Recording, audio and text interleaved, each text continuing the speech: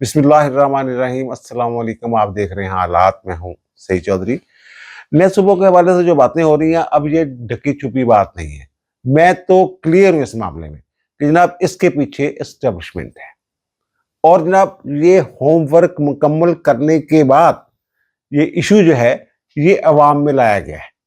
वो होमवर्क क्या है, यानी दूसरे लफ्ज़ में आप ये कह सकते हैं जनाब, नए सूबों का क्याम जो है ना, वो रुकना नहीं है। होमवर्क जो मैं देखता हूँ उसके हवाले से मैं बात कर रहा हूँ। और फिर वो कहते हैं ना, फील्ड मार्शल आसम मुनीर और मियां नवाज शरीफ के दरमियान भी कोई राब्ता शाब्ता हुआ है। इसकी तफसीलात आपके सामने रखेंगे, लेकिन इससे पहले वज़ीर-ए-आला पंजाब मरियम नवाज शरीफ से मैंने एक सवाल करना है कि क़यामत कितने बजे आएगी? ये मेरा सवाल है। ये सवाल मैं क्यों कर रहा हूँ, ये आप लोगों के लिए, सोशल मीडिया पे जो लोग हैं, देखते हैं, अटैच हैं सोशल मीडिया के साथ, उन्हें पता होगा कि जनाब 2 अगस्त को एक सानिया होता है लाहौर में। लाहौर का एक मोहल्ला है हुसैनपुरा, थाना गाजियाबाद में। तो वहाँ एक ज़हनी तौर पे माज़ूर जो लड़की है, उसको जनाब एक थानेदार साहब जो हैं, एएसआई इमरान अली उसका नाम है, वो मोटरसाइकिल पे बिठा के ले जाता है, सादा कपड़ों में होता है। तो मोहल्ले का एक बंदा उसको बताता है, पूछता है उससे कि जनाब ये आप कहाँ लेके जा रहे हैं बच्ची को? उसने कहा जनाब इससे तफ्तीश करनी है। और फिर वो थाने ले जाते। ये जनाब 2 अगस्त का जनाब दोपहर 1 बजे का ये वाक़या है। और 9 बजे बच्ची जो है वो घर पहुंचती है वापस, यानी 8 घंटे बच्ची जो है, जब वो पुलिस वाला लेके जाता है उसके बाद गायब रहती है। और जब वो थाने लेके जाता है, अपने गाजियाबाद थाने में, तो वहां भी उससे एक अहलकार ये पूछता है कि जनाब ये बच्ची कौन है, क्यों लेके हैं? उसने कहा जनाब इससे तफ्तीश करनी है। लड़की से अपने कमरे में बंद करके उसने मुबैना तौर पे जो तफ्तीश की, तो उसका सब कुछ ही बर्बाद कर डाला उसने। और मैं हैरान हूं कि थाने के अंदर किसी को पता नहीं चला यार ये क्या हो रहा है। लड़की को तशद्दुद का निशाना भी बनाया उसने। लड़की ये कह रही है, अपने घर वालों को उसने बताया कि जनाब मुझे थप्पड़ भी मारे उसने। और फिर वो सारी दास्तान जो भी हुआ है उसके साथ उसने ये बताया। इसकी जो एफआईआर है ये अगले दिन, यानी कि 2 तारीख का वाकया है। 1 बजे बच्ची को वो लेके जाता है। 9 बजे एफआईआर के मुताबिक वो उसके पास जाते हैं, थाने जाते हैं पता करने। तो 9 बजे ये घर से फोन आ जाते हैं उन्हें कि जनाब बच्ची घर पहुंच गई है। उसका वालिद जब घर पहुंचता है तो बच्ची रो रो के सारी दास्तान जो है वो बयान करती है। तो मुकदमा तो उसी दिन दर्ज होना चाहिए था, लेकिन उस दिन मुकदमा भी दर्ज नहीं हुआ। 3 अगस्त को एफआईआर दर्ज होती है। एएसआई इमरान अली को मुअत्तल करके मुकदमा दर्ज कर लिया जाता है। और फिर उससे अगले दिन यानी 4 अगस्त को जो डीआईजी ऑपरेशन है वो एसएसपी ऑपरेशन के साथ थाने पहुंचते हैं। और वहां वो पूरे अमले को एसएचओ समेत मुअत्तल कर देते हैं और उनको क्लोज लाइन कर दे, यानी लाइन हाजिर नहीं जिसको कहते हैं उर्फ आम में, वो लाइन हाजिर कर दिया जाता है उनको। ये 78 के करीब लोग हैं, उनमें खतून एहलकार जो है वो भी एक शामिल है। तो ये खातून एहलकार भी थाने में मौजूद है। और थाने का माहौल क्या है, वो जो लड़की है ना उसकी अगर आप हालत देखें तो आपको घिन महसूस होगी।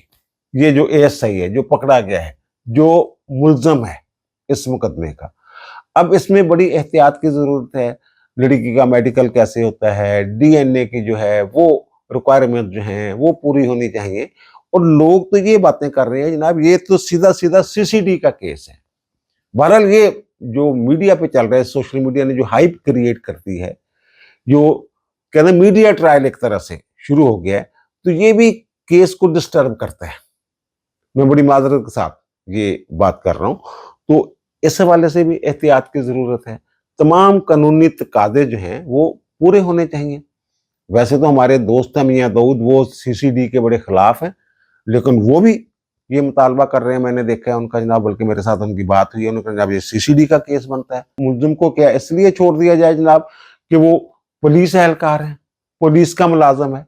बहरहाल ये मियां दाऊद का ये मौकफ है। तो मैं एक मुर्तफिर ये अर्ज करूंगा कि जनाब मीडिया ट्रायल से मुतासर हुए बगैर इस मामले को ये देखा जाना चाहिए। और वैसे यार ये बड़ी अजीब बात है, पुलिस का रवैया, मरियम नवाज शरीफ जनाब कहती हैं वो खवातीन मेरी रेड लाइन है। और जो जो सीसीपी लाहौर हैं बिलाल सिद्दीक में आना, वो यार इतना जबरदस्त आदमी है, ये उसका नाम भी सुन लेना पुलिस वाले, ये थर थर कांपना शुरू हो जाते हैं। अगर बिलाल सिद्दीक मियाना के दौर में ये हाल है तो फिर ये महकमा जो है ना, ये कभी भी नहीं सुधर सकता।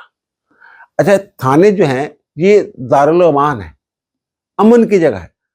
पूरी दुनिया में अगर बंदा जो है वो थाने पहुंच जाता है अपना मसला लेके, तो वो समझता है कि ना मेरा मसला हल हो जाएगा, और वो महफूज समझता अपने आप को। और यहां जो थाना कल्चर है, शरीफ आदमी जेन्युइन शिकायत जो है वो भी लेके थाने नहीं जाता। कितने ही मामलात ऐसे हैं, मुकदमात जो काबिल दस्तंदाजी पुलिस हैं, लोग इसलिए नहीं जाते थाने के, वहां इनके साथ सलूक सही नहीं होता। बड़ी जनाब वो है इस्लाहात हुई हैं पुलिस में, जनाब पुलिस आर्डर आ गया अब ठीक हो जाएंगे, जनाब डायरेक्ट इंस्पेक्टर भर्ती कर ले फिर ठीक हो जाएगा, ये कर ले। लेकिन इनके वो जो ना, इनका वो आवे का आवा ही बिगड़ा हुआ है। वो कहते हैं ना जनाब, नमक की कान में जाके सब कुछ नमक हो जाता है। जो पहले वहां जो कल्चर है वहां जब जाता है, वो बजाय इसके कल्चर कोई तब्दील हो, वो उसी कल्चर में डाल जाते हैं। अब 15 पे पुलिस हेल्पलाइन पे आप फोन करके देख लें कि क्या होता है, क्योंकि सब कुछ रिकॉर्ड हो रहा होता है, इसलिए रिस्पॉन्ड करना जो है ये जरूरी होता है। ये वहां पहुंचते और समझते हैं जनाब ये हमें बिला वजह इन्होंने 15 पे कॉल करके जनाब हमें डिस्टर्ब कर दिया है। हम आराम कर रहे थे जनाब, हम सो रहे थे। जिस बंदे ने कॉल की होती है ना, सबसे पहले ये उसी का घेरा तंग करते हैं। अगर वो बंदा जो है ना वो आम आदमी कोई हो, तो बदतमीजी का, पुलिस की बदतमीजी का जो आगाज है वो उसी शख्स से होता है। और फिर वो कहते हैं ये कोई मसला ही यार, जेड़ा तुम फोन करता, तेरे खिलाफ जनाब एक कार्य सरकार के मुदाखलत दे इल्जाम तेन अंदर कर देंगे, झूठी कॉल करती तू। वो बंदा अपना आप बचा रहा होता है किसी से, और ये कहते थे जनाब तूने झूठी कॉल कर दी, तो पुलिस का केस ही नहीं बनता, तूने ये कर कैसे दिया। बहरहाल ये देखें अब मरियम नवाज साहब जब क्या करती हैं इस मामले में, और सीसीपी साहब जो वो क्या करते हैं, आईजी साहब जो है वो, चलो उनको भी देख लेते हैं वो क्या करते हैं। ये इसलिए मैं ये पूछ रहा हूँ मरियम नवाज साहबा से कि जनाब क़यामत कितने बजे है, ठीक है ना। और दूसरा जो मैंने अर्ज किया है कि जनाब जो सुबह वाला मामला है, कई दिनों से मैं ये बात कर रहा था, तो जमा तफरीकें चल रही हैं जनाब। तो जो मेरा ख्याल बल्कि आप कह लें कि मेरी जो इतला है, उन्होंने होमवर्क मुकम्मल करने के बाद जो है ना ये इशू जो है मोहसिन नकवी साहब से, पहले तो वो मियां आमर और इस तरह के लोग जो है ना वो कंपेन कर रहे थे ना, तो फिर उन्होंने डायरेक्ट जो है इकनॉमिक जो समिट था वहाँ मोहसिन नकवी साहब से कहलवा दिया। तो उसके ऊपर जनाब ये पीपल्स पार्टी वाले, तो मैंने अर्ज किया ना, दो टोक उन्होंने कह दिया नहीं ना कोई सूबे नहीं, कादे सूबे, साड़ी असम्बली ने करारदादा पास की हैं कि जनाब सिंध तकसीम नहीं होगी, वो सिंध की बात करते हैं। बाकी वो जहां मर्जी सूबे बना लें, पंजाब देख जिन्हें मर्जी वो कहने टोटे कर दो जनाब, केपी दी भी कोई फिक्र नहीं, बलोचिस्तान च भी खैर है, सिर्फ सिंध च नहीं जनाब, असं उत्थे नहीं होने देना। तो वो तो बाहर, और जो पंजाब के जो नून लीग के जो वज़रा हैं, उन्होंने जो रद्द-ए-अमल दिया है, राणा सनाउल्लाह साहब जो हैं, और फिर ख्वाजा आसिफ साहब हो गए हैं, और फिर एहसन इकबाल साहब जो हैं, और दीगर जो लोग हैं, उन्होंने जो बातें की हैं, तो वो तो ऐसे लग रहा है जनाब ये मोहसिन नकवी साहब ने जो बयान दिया है, जो उनका तर्ज़े बयान था या अंदाज़े बयान था, उस पे तनकीद कर रहे हैं। मोहसिन नकवी को निशाने पे इन्होंने रखा हुआ है। इस बुनियाद पे जनाब ये क्या बात कर दी उसने, जनाब फील्ड मार्शल तो जनाब वो हम भी समझते हैं कौमी हीरो है, पूरी कौम का हीरो है, ये क्या बात कर दी जनाब, उनको जो है वो नहीं, वो रेड लाइन क्रॉस नहीं करना चाहते, धमकी यानी दे रहे हैं मोहसिन नकवी, इस तरह की बातें। वो ये क्या बात है, किसी एक बंदे ने ये बात की है कि जनाब जो सूबे बनाने वाली बात है कि नए सूबे हमें मंजूर नहीं, ये किसी ने बात की है नून लीग के किसी बंदे ने। वो तो कह रहे हैं हमने तो खुद जनाब ये अपने दौरे हुकूमत में, जब नवाज शरीफ का दौरे हुकूमत था जनाब, तो हमने तो खुद ये करारदाद जो ये पास की थी, दो सूबों की, पंजाब के दो सूबे बन जाए, ये वाली चीज जो है। फिर भावलपुर सूबे की करारदादें भी इन्होंने पास की थी। ये सारी चीजें आपके सामने, ये सूबों पे इतराज नहीं है इनको। अच्छा, दूसरा जो मैंने कहा कि वो पता ही चला कि जनाब राब्ता शाब्ता हो गया फील्ड मार्शल का और नवाज शरीफ का। वैसे ये मैं बात बताऊं कि जिन चंद एक लोगों की बहुत ज्यादा इज्जत करते हैं, रिस्पेक्ट करते हैं फील्ड मार्शल आसम मुनीर, उनमें नवाज शरीफ साहब एक है। अब पता ये चला है कि जनाब कोई इनमें राब्ता हुआ है, राब्ता डायरेक्ट नहीं हुआ, ये पैगाम रसानी आप कह लें, पैगाम रसां के जरिए ये राब्ता हुआ है। और ये उनसे कहा गया है नवाज शरीफ साहब से जनाब ये इनको मना करें, कोई ऐसा ये तासर ना दे कि जनाब जो ये एक पेज पे नहीं है, ये इनका जनाब एस्टेब्लिशमेंट के साथ कोई फड्डा हो गया है, ऐसा नहीं है। वो मिल बैठ के इसका सोल्यूशन जो है वो निकाला जाए। और वो तो मैंने कल के अपने विलाग में ये अर्ज किया था कि जनाब वो एस्टेब्लिशमेंट वाले ये कहते हैं कि जनाब ये जो मामला है ना सूबों वाला, ये बराह रास्त सामने आने की बजाय ना, जैसे हो गया मोहसिन नकवी समझा गया कि जनाब उनका नुमाइंदा है, DGSPR ने फिर बात कर दी, वो कहते हैं डायरेक्ट सामने आने की बजाय ना ये मामला जो है ये सियासतदानों को हैंडल करने दिया जाए, उनके हैंड ओवर कर दिया जाए ये मामला। तो अब इसमें जो सूरत हाल बनती हुई नजर आ रही है, तो एक तो ये देखें ना कि आजम वजीर तारड़ साहब जो हैं वो वजीर कानून है, और वो आजम वजीर तारड़ साहब जो है वो आप ये कह लें वो शहबाज शरीफ के चहेते नहीं है, वो मियां नवाज शरीफ के चहेते हैं। आजम वजीर तारड़ साहब जब ये उनका वो सेनेट का इलेक्शन था ना, तो उनके जब कागजात नामजदगी दाखिल हुए तो मेरी आजम वजीर तारड़ साहब के साथ बात हुई थी, तो उन्होंने कहा जनाब मेरा कोई कवरिंग कैंडिडेट ही नहीं दिया, मियाँ साहब ने मेहरबानी की है कि जनाब कागजात नामजदगी जब दाखिल होते हैं तो कवरिंग कैंडिडेट होता है जनाब, खुदा न खास्ता जो असल कैंडिडेट है उसके उम्मीदवार जो है उसके अगर कागजात मुस्तरद हो जाए तो फिर दूसरा बंदा आ जाता है, और बाज़ का ये भी होता है फटा पड़ जाता है। कवरिंग कैंडिडेट जो है वो अपने कागजात नामजदगी वापस लेने से इनकार कर देता है, तो एक और मसला खड़ा हो जाता है, दूसरी पार्टी जो है जो जिनके साथ मुकाबला हो रहा है, तो वहां कुछ की कुछ सूरत हाल बन जाती है। तो यानी उन्होंने यानी वो बहुत कम चांस होता है कि 0.001% जो है ये चांस होता है कि जनाब कवरिंग कैंडिडेट जो है वो ज़ाहिर वो भी इत्मीनान का बंदा होता है, कागजात नामजदगी वापस ना ले। तो उन्होंने इतना रिस्क भी नहीं लिया था इनके लिए, आजम वजीर तारड़ साहब के लिए। अब जो मोहम्मद हसन बून साहब हैं, पाकिस्तान बार काउंसिल के मेंबर हैं, जुडिशल कमीशन के भी वो मेंबर हैं जो जजों का तकर्रर करता है उसके, तो उन्होंने मैंने पहले भी मेरे ख्याल पिछले से पिछले विलाग में मैंने जो इकनॉमिक फोरम में जहाँ पे ये मामला उठाया गया था इकनॉमिक समिट में, तो ताजरों तुर्जों का था ना, वहाँ मोहसिन नकवी साहब ने ये तकरीर फरमाई थी ना कि ये होगा, सिस्टम बैठ गया है, कुछ 14 घंटे काम करे, कुछ 18 घंटे काम करे, तो ये जब तक नए सूबे नहीं बनेंगे, नए यूनिट नहीं बनेंगे तो सिस्टम जो है वो मामला जो है वो ठीक नहीं होंगे। फिर मियां आमर ने भी वही बातें की, फिर वहाँ ताजर थे उन्होंने भी यही बातें की, वहाँ एहसन बून साहब भी मुकर्रर के तौर पे थे, और एहसन बून साहब ने जो फरमाया था वो मैंने दिखाया था आपको, लेकिन मैं उसमें ज्यादा मैंने तबसरा नहीं किया था। तो उन्होंने क्या फरमाया था ये एक दफा फिर आप सुन लीजिएगा जरा। फेडरेटिंग यूनिट में किसी को फेडरल टेरिटरी ये डिक्लेयर करना चाहते हैं तो वो उसी तरीके से आइन में एक मैकेनिज्म दिया गया। आजम वजीर तारड़ और मोहम्मद एहसन बून का एक ही ग्रुप है वकला के अंदर, जिसे इंडिपेंडेंट ग्रुप कहते हैं, आसमा जहांगीर ग्रुप भी उसको कहा जाता है, और उसके जो सरखेल हैं उनमें एहसन बून साहब और आजम वजीर तारड़ वो दोनों जो हैं वो जो भी काम करते हैं जजों के तकर्रर से लेके वकला की सियासत तक, उम्मीदवारों की नामजदगियों से लेके कंपेन तक, वो दोनों मशवरे के साथ करते हैं। अब एहसन बून का यहां मैदान में आ जाना कि जनाब सूबे बनने चाहिए, तो क्या आजम वजीर तारड़ से पूछे बगैर या उनका नुक्ता नजर जाने बगैर या उनसे मशवरा किए बगैर वो मैदान में आ सकते हैं? अगर आजम वजीर तारड़ साहब जो हैं वो हमायत कर रहे हैं, जो आजम वजीर तारड़ का जो ग्रुप है वो नए सूबों की हिमायत कर रहा है, और आजम वजीर तारड़ साहब क्या आपके ख्याल में आराम से बैठे होंगे? वो सारी जमा तफरीके नहीं कर रहे होंगे, हिसाब नहीं लगा रहे होंगे, वो देख नहीं रहे होंगे कि जनाब असम्बली में अगर मामला जाता है तो फिर उसको कैसे टैकल करना है। ज़ाहिर है वजीर कानून है वो, अटॉर्नी जनरल भी इनका वो कहते हैं कि दोस्तों में से है जो अटॉर्नी जनरल है वो भी। अगर रेफरेंडम की तरह मामला जाता है तो फिर सवाल क्या होने चाहिए, आइन में तरमीम का तरीकाकार क्या होना चाहिए, ये सारी चीजें क्या आजम वजीर तारड़ साहब होमवर्क नहीं कर रहे होंगे?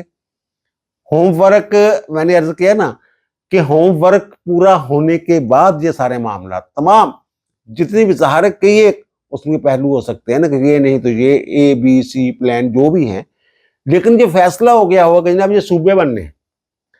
अब इसमें एक और चीज जो है वो मैं अर्ज करूं कि जनाब जो इनके पाकिस्तान बार काउंसिल जो वकला का सबसे बड़ा अदारा है, उसके वाइस चेयरमैन कौन, उसके सरबराह कौन है? वो पीर मसूद चिश्ती साहब है, जो पीपल्स पार्टी के दौर में जब बाबर अवान वजीर कानून था तो वो सेक्रेटरी कानून थे, वो वाले साहब जो हैं। अब वो उनसे अगर बात कीजिए तो कहते हैं जनाब चौधरी ये तो बगैर चारा ही कोई नहीं जा, ये सूबे बनने चाहिए थे।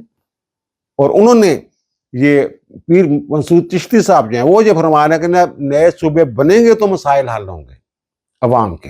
वो कहते हैं मसाइल का हल ही नए सूबों में है। और फिर अगर वो कहते हैं कि नहीं बनाए जाएंगे सूबे, वो कह रहे हैं, बल्कि वो ये कह रहे हैं कि हम तो भाई तहरीक चलाएंगे कि जनाब नए सूबे बनाए जाएं। और उसके लिए ये क्या तहरीक चलाएंगे जनाब?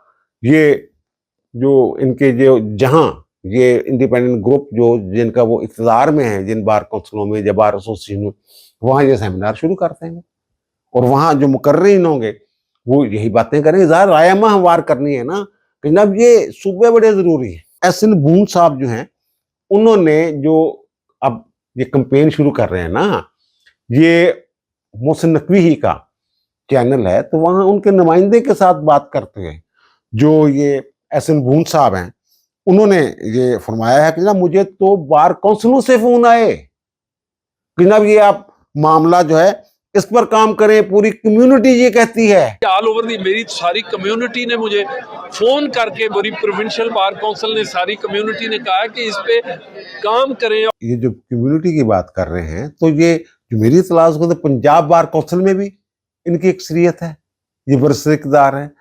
पाकिस्तान बार काउंसिल तो है ही इनकी, और फिर इस्लामाबाद बार काउंसिल वहां भी ये अक्सरियत में है। खैबर पख्तूनख्वा में ये जीते हुए हैं। इनका वाइस चेयरमैन है बिला मुकाबला वो अहमद समथिंग, क्या नाम था, अहमद फारूक या क्या भी नाम था उनका, वो मुंतखब हुए थे। सिंध में जो है ये अक्सरियत में है, लेकिन वहाँ जो पीपल्स राइट फोरम के साहब हैं, ज़ाहिर है वो इकट्ठे इन्होंने इलेक्शन लड़ा था, तो वो को मेमन साहब वो वहाँ वाइस चेयरमैन। तो बलूचिस्तान के सिवा तमाम बार काउंसिलों में जो इंडिपेंडेंट ग्रुप है, बून ग्रुप है, इनके लोगों की अक्सरियत है। सुप्रीम कोर्ट बार के प्रेसिडेंट इनके हैं, और भाई कई एक बार एसोसिएशन में इनके सदूर इनके हैं। फिर वो कहते हैं कि लोगों को डोर स्टेप पे, घर की तहलीज पे रिलीफ मिलना चाहिए, जो छोटे सूबों से ही मुमकिन है।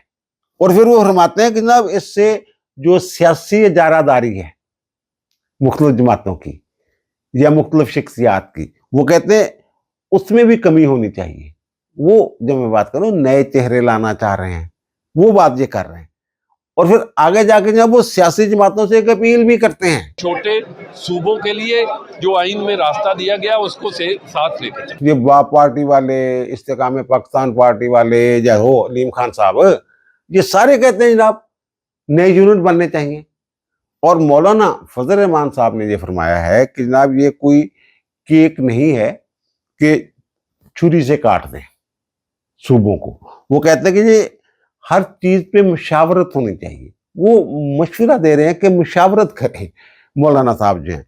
अच्छा, बहरहाल अब इसमें जो मैंने कहा ना कि एक तो आइन में तरमीम का तरीका है ना कि जनाब 2/3 के साथ पार्लियामेंट पास कर ले, और फिर 2/3 के साथ जो सूबा है मुतलका वो जो है वो कानून जो है आइन में तरमीम पास कर ले, तो जनाब नए सूबे बन जाएंगे, हदूद में तरमीम हो जाएगी सूबों की। वो तो एक अलग है ना। एक और तरीकाकार जो मैंने अर्ज किया था कि जो आइन के आर्टिकल 48 में दिया गया है, और उसमें जो आर्टिकल सब आर्टिकल 6 है, वो जो कहता है कि जनाब अगर कौमी अहमियत का कोई मामला वज़ीर आज़म समझते हैं तो वो जो पार्लियामेंट का मुश्तरका अजलास है उसमें भेजेंगे कि जनाब ये इस पर रेफरेंडम करवाना है, हमने उसकी मंजूरी लेनी होती है।